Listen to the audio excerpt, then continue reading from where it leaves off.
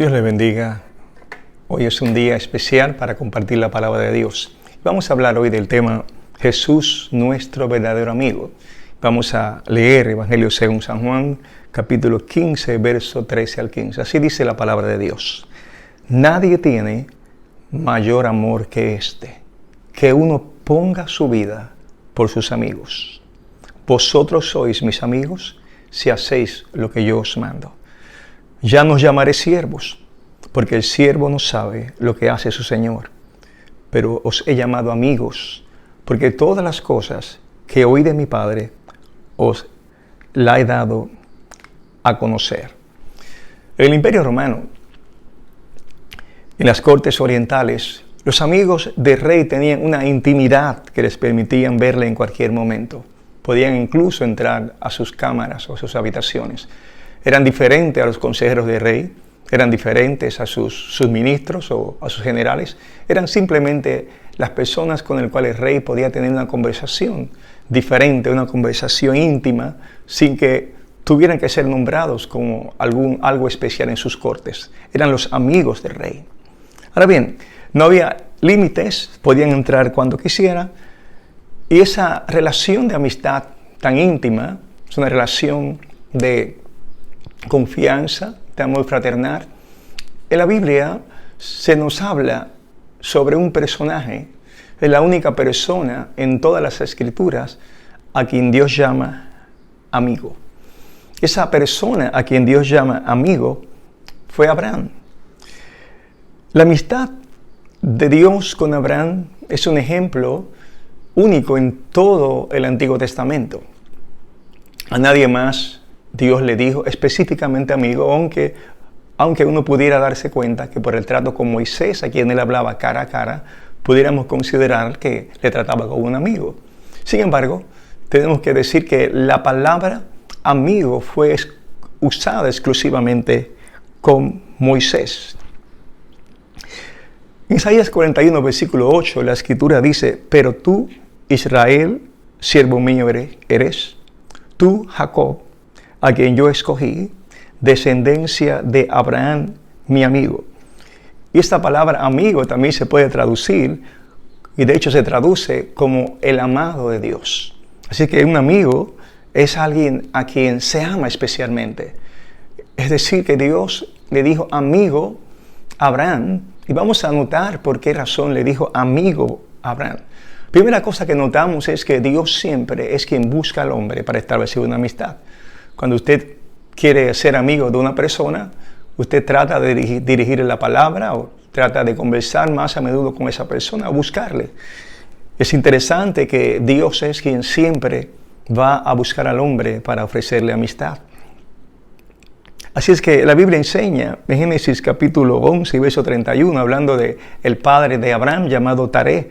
Dice: y tomó Taré a Abraham su hijo, y a Lot, hijo de Harán, hijo de su hijo, y a Sarai su nuera, mujer de Abraham su hijo, y salió con ellos de Ur de los Caldeos para ir a la tierra de Canaán, y vinieron hasta Harán y se quedaron allí.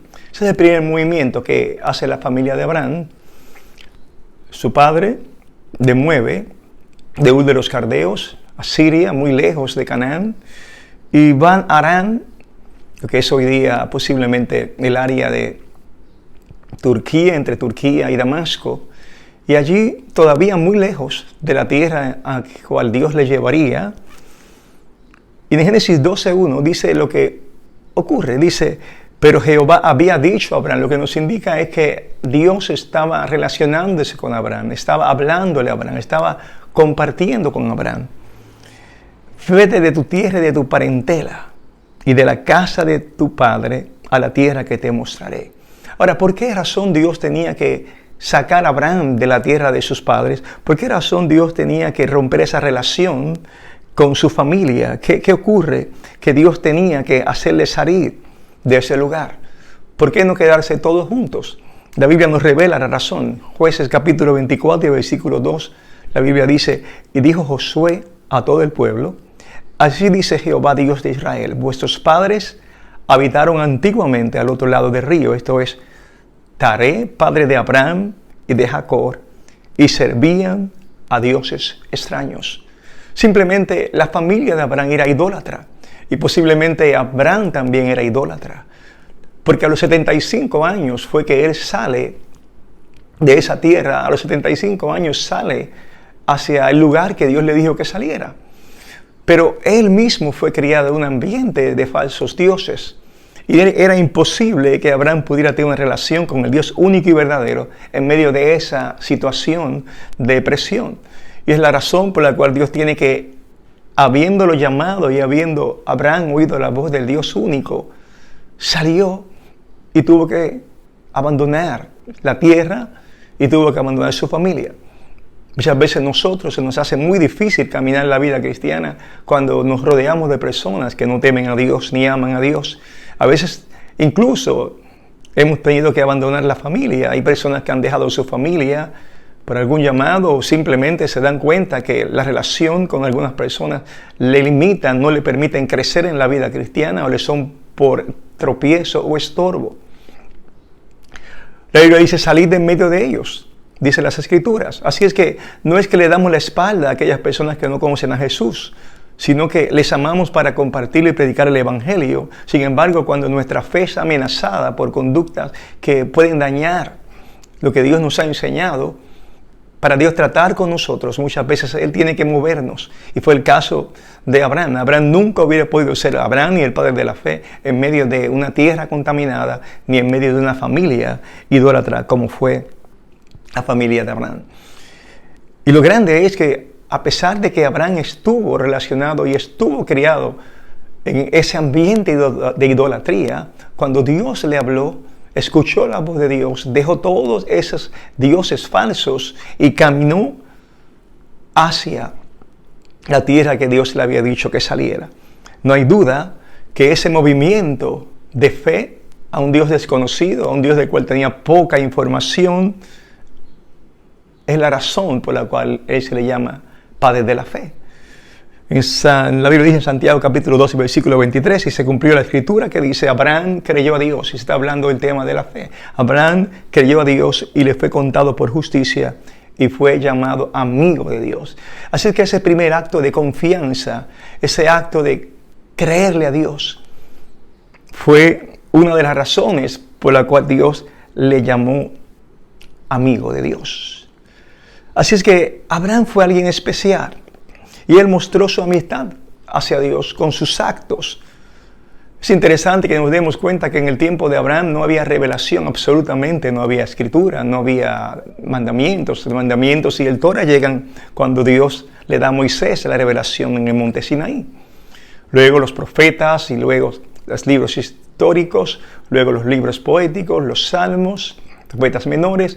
Luego llegamos al Nuevo Testamento y nosotros que tenemos la bendición de tener la palabra de Dios en nuestras manos, tenemos muchísimas más razones para poder entender a Dios. Tenemos testimonios, gente que nos habla, gente que nos enseña, maestros, pastores. Así es que nuestra fe se edifique no es tan complicado porque tenemos mucho que oír. Pero ¿qué tenía que oír Abraham? Abraham no tenía iglesia, no tenía pastores, no tenía escritura, no tenía revelación. Todo lo contrario, vivía en medio de una sociedad idólatra. Su padre no era un modelo a seguir, pero sin embargo le creyó a Dios. Y es por esa razón que este hombre es un ejemplo de fe.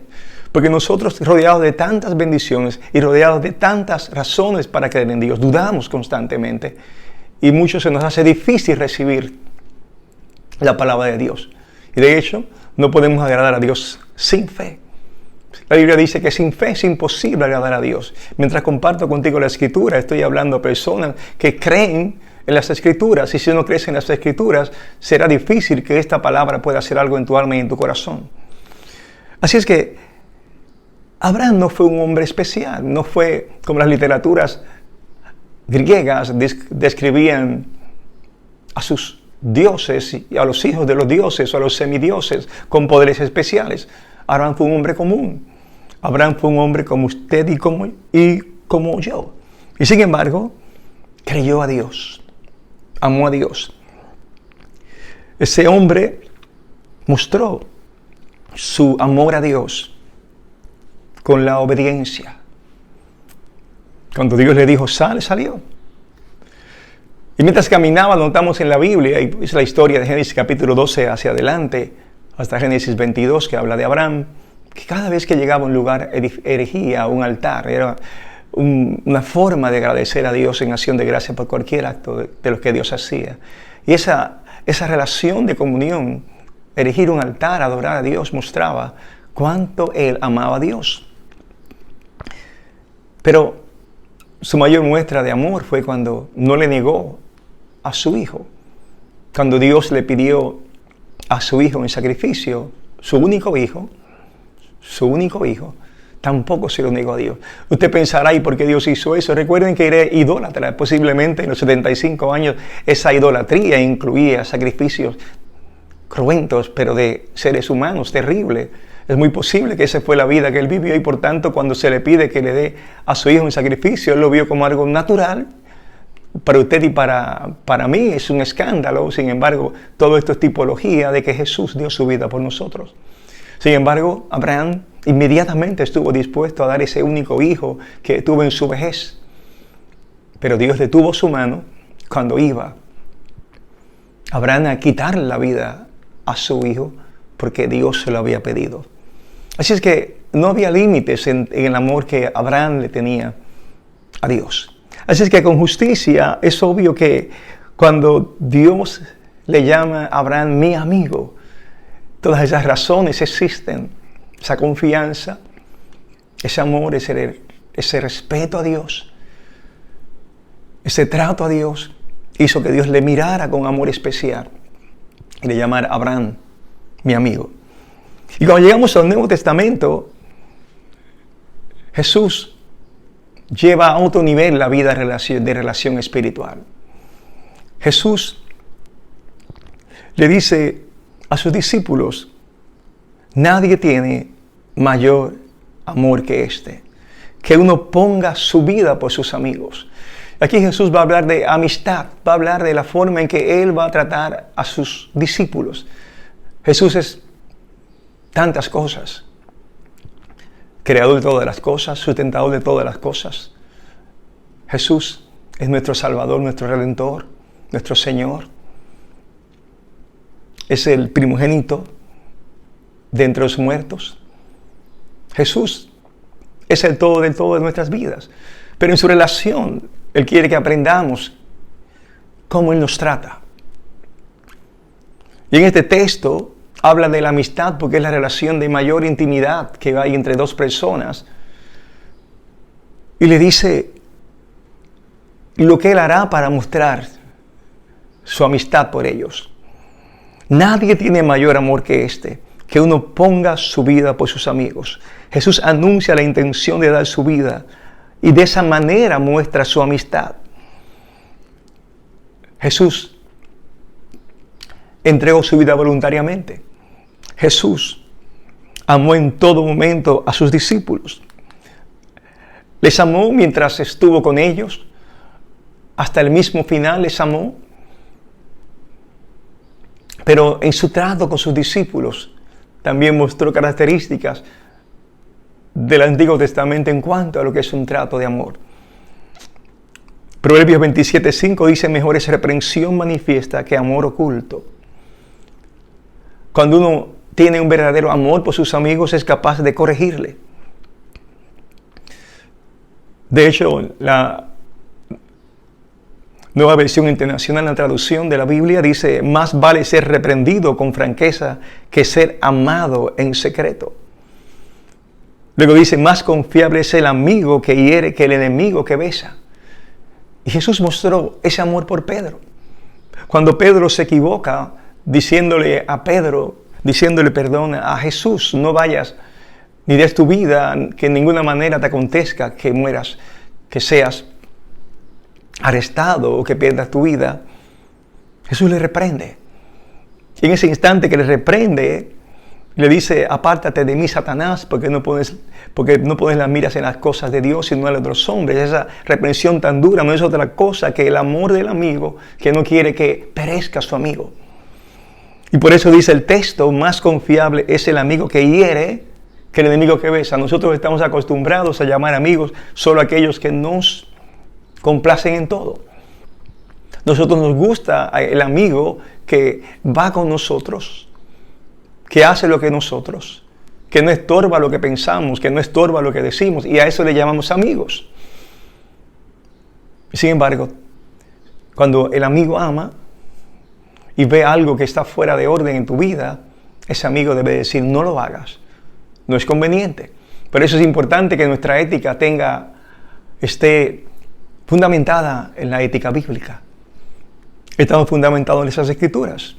Por lo tanto, cuando tengo un amigo, si amo al amigo, entonces conforme a la ética divina, a la ética de Dios, poder decirle, no puedes hacerlo, no te conviene hacerlo.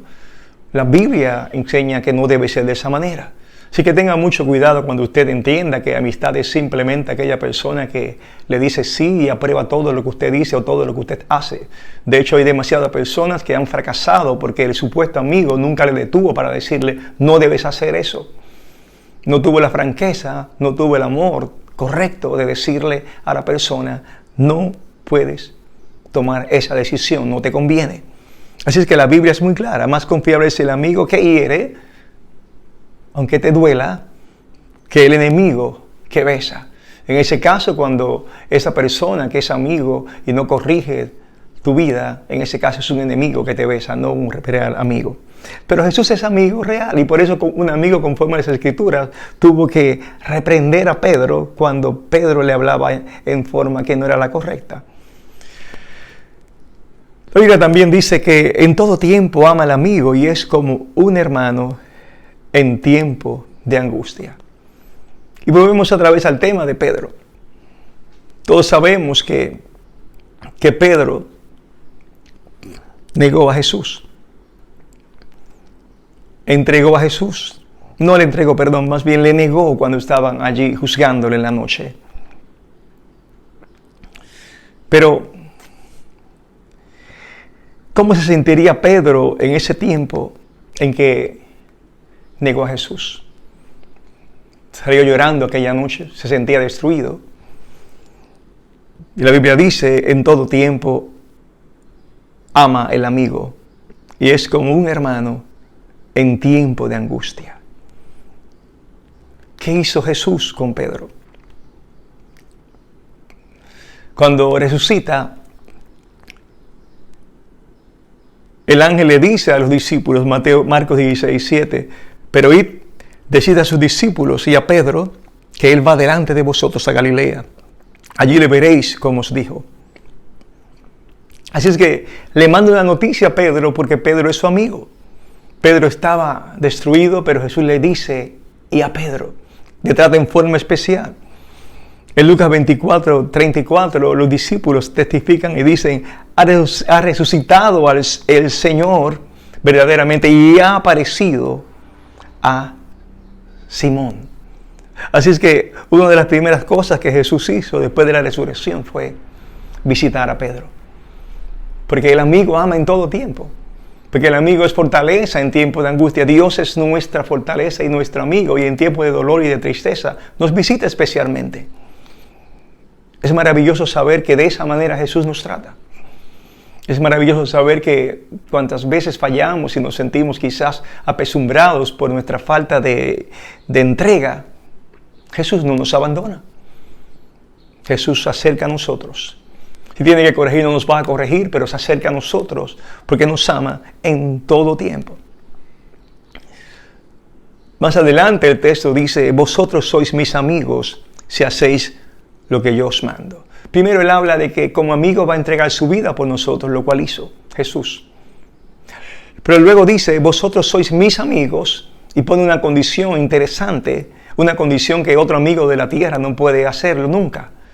Porque tus amigos no pueden ordenarte ni mandarte. Sin embargo, Jesús dice, vosotros sois mis amigos si hacéis lo que yo os mando. Y aquí está la gran diferencia en nuestra amistad con Jesús. Jesús es nuestro amigo, pero Él es el general, Él es el mayor, Él es el coronel, Él es el que da órdenes. Es una amistad donde Él sí nos ama como nadie nos ama, pero sus palabras no son opiniones, sino que Él exige una relación donde haya obediencia. Así es que esa amistad se define de esa manera. Pero claro, un amigo del mundo no puede exigirme nada porque no tiene la capacidad, ni la visión, ni tiene la autoridad moral, porque todo hombre peca, de decirme cómo son todas las cosas. Puede darme un buen consejo, pero Jesús es otra cosa. En mi relación con Jesús, Jesús me ama, Jesús me busca, Jesús me consuela, pero Jesús me ordena. Es interesante saber que Jesús no dio consejos. Jesús no dio palabras para usted evaluar y decir haré o no haré. Cuando alguien le da un consejo, cuando alguien le da una opinión, esa opinión usted puede simplemente no aceptarla o tener otra opinión, o quizás escucharla, pero no siente la obligación de hacerla. Sin embargo, cuando Jesús habla, Jesús da mandamientos. La palabra de Dios es ley. La palabra de Dios no es para usted tomarla y pensar si puede o no puede hacerlo, o será verdad o no será verdad. Nuestra relación con Dios, su palabra es única y verdadera y es para ser obedecida, es verdad absoluta. Así que mi Señor Jesús, cuando me habla, yo debo obedecerle. De hecho, hay un ejemplo normal en la vida militar, una cadena de mando, que cuando usted desobedece la orden de los que están sobre usted, usted inmediatamente puede caer preso, incluso puede tener un juicio marcial, donde puede ser condenado muchísimos años por obedecer o por romper la cadena de mando de un simple hombre, pero que está sobre usted. Imagínese, Jesús es nuestro Señor y Salvador y nuestro Dios, quien se acerca con amistad a nosotros, pero cuando nos habla, Él espera que usted obedezca a lo que Él dice, porque lo que Él dice es verdad y es para el beneficio de su alma. Él dijo que he venido para dar vida y vida en abundancia. Él dijo he venido para salvar y a buscar lo que se había perdido. Así es que nadie sabe más que Jesús sobre su vida. Nadie sabe lo que a usted le conviene más que Jesús. Jesús sabe todo lo que le conviene. Jesús sabe cómo tratarlo a usted y no hay nada entonces que investigar acerca de lo que Él nos ha dicho. Su palabra es ley para nosotros. Su palabra es para ser obedecida. El que me ama, Jesús dice, mi palabra guardará.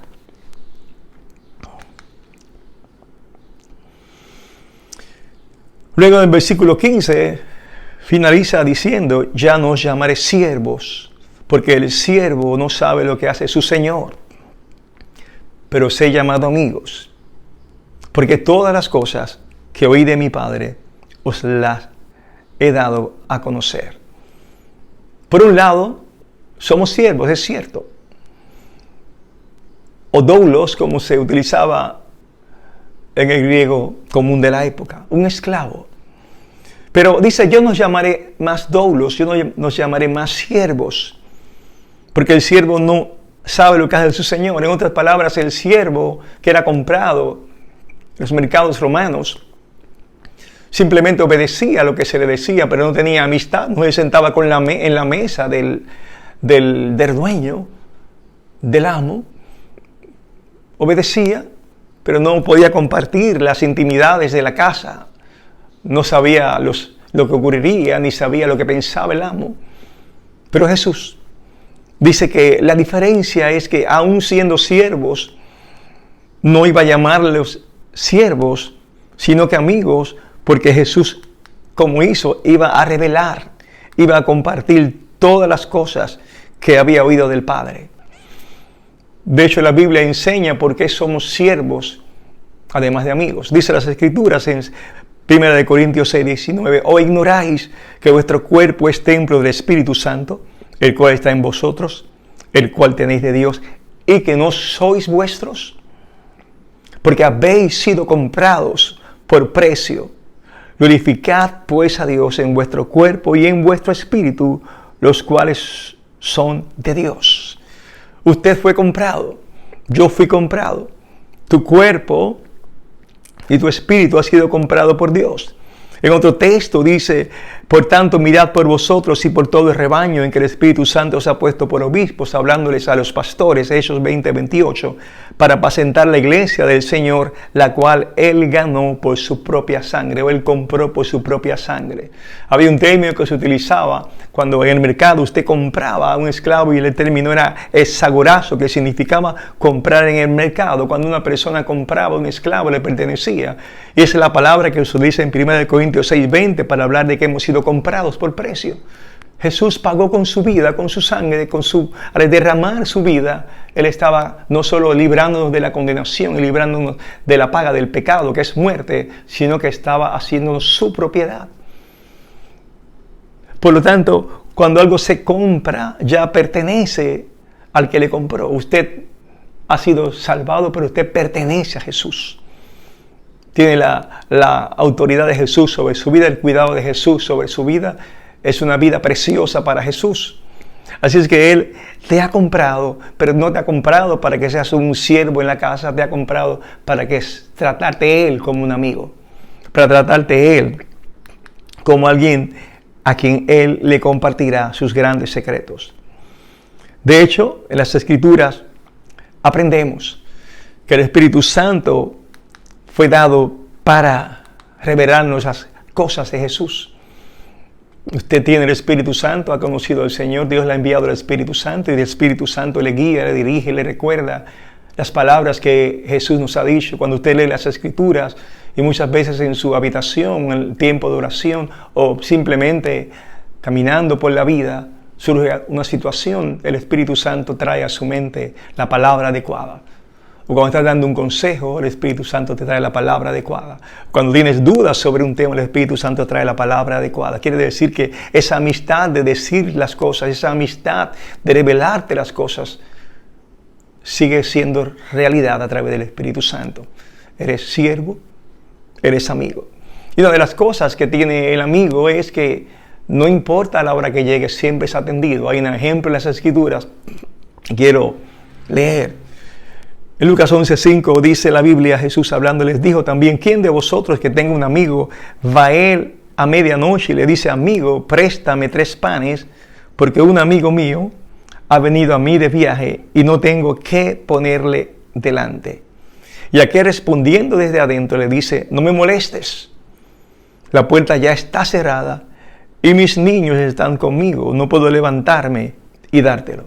Os digo que aunque no se levante a dárselos por ser su amigo, sin embargo, por su importunidad se levantará y le dará todo lo que necesite.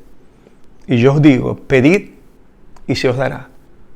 Buscad, hallaréis. Llamad y se os abrirá.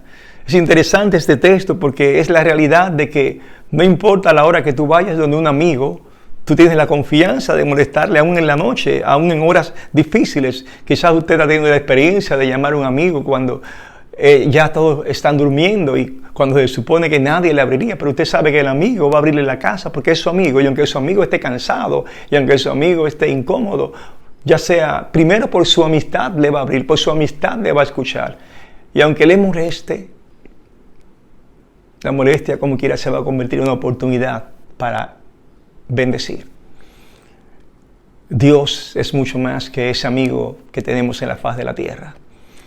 Dios es el que nos dice: ven, pedid y se os dará.